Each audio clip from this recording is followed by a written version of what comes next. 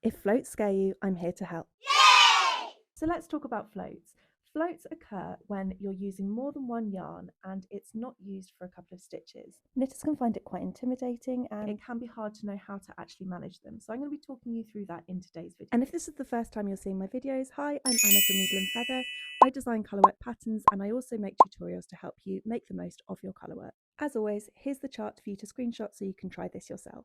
How often you catch your floats will depend on your yarn, your tension, and what the item is meant to be used for, but I like to catch them every fourth stitch. So let me show you. I've knitted 4 stitches in my dark green.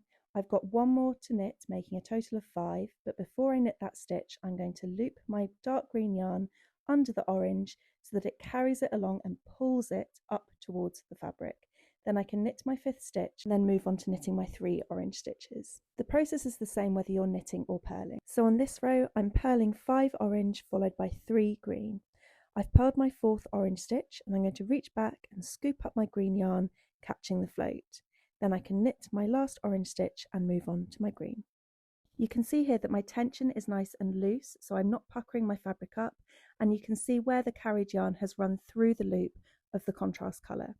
One thing that's really important when you're carrying your yarns is that you don't pull them too tightly. If you pull them too tightly, your yarn is going to bunch the fabric up and it's going to look really unappealing. To stop this from happening, don't hold your yarn too tight and make sure that the stitches are spread out on your right hand needle. And you can see here that there's just a little bit of give within those floats, but they're not going to get caught. And you can see that even when working with multiple yarns, the back of the work is nice and neat. And the only thing I need to do now is weave in my ends and give it a good block. And there we have it, a beautifully knitted colourwork piece with a back that is as neat as the front.